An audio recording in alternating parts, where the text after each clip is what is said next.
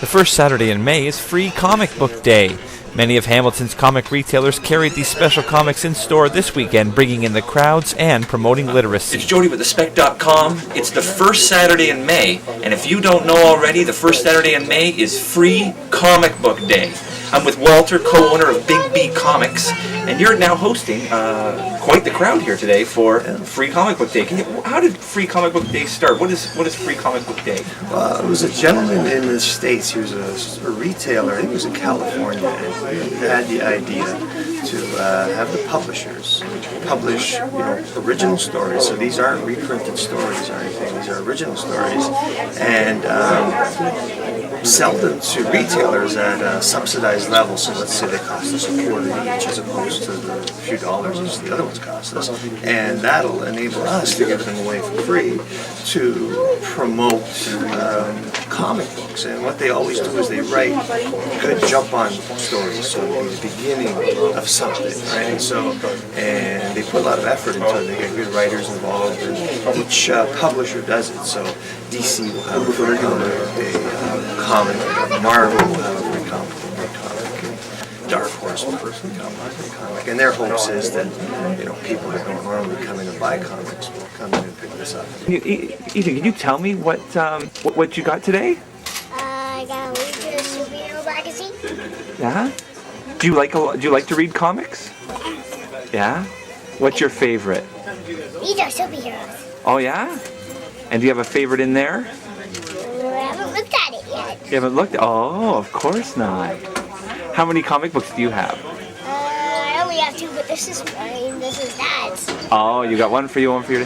How do you like to read? I don't know how, but I'll learn to. We're working on it. I think it gives him something that he wants to learn to read. Just putting a book in front of him and saying, "Here, sound these out, read this," is all right. But if it's a Superman comic or a Batman comic, then it gives him some incentive to. He wants to understand the story. He wants to know what's going on. Now, there's a literacy component to this for young children. I've seen a lot of young children in your store today. Yeah. Can you talk to me a bit about how you engage young children in getting them reading? Well, they do.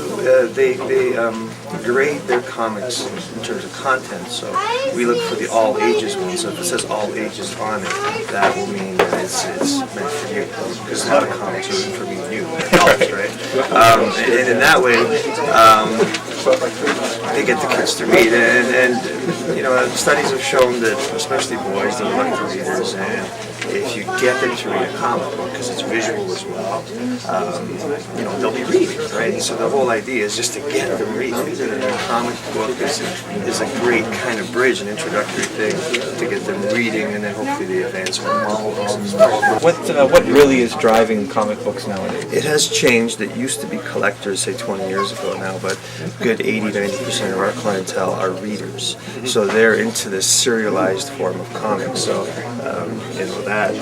they may tell a story is told, let's say, over 5 or 6 issues. And at the end, it'll always usually end in a cliffhanger or something. So it gets people coming back every month. They go, oh, I can't wait till the next issue of Spider-Man to see what happened, right?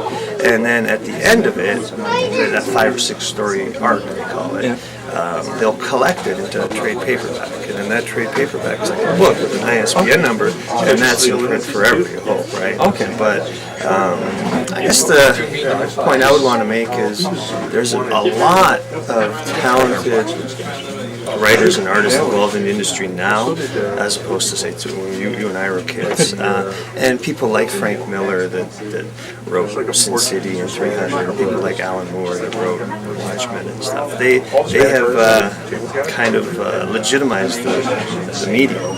So you get adult quality and adult content. I mean, I think Hollywood has picked up on the fact that comic books is a great source of innovative ideas and creative processes, because if you look at where they've been going the last 10 years, they haven't been going to books, they've been going to comics and graphic novels. Like a lot of the big movies in the last 6-7 years were drawn right out of graphic novels, whether it's History of Violence or Sin City or Spider-Man yesterday. Comics is now a great source of really good material.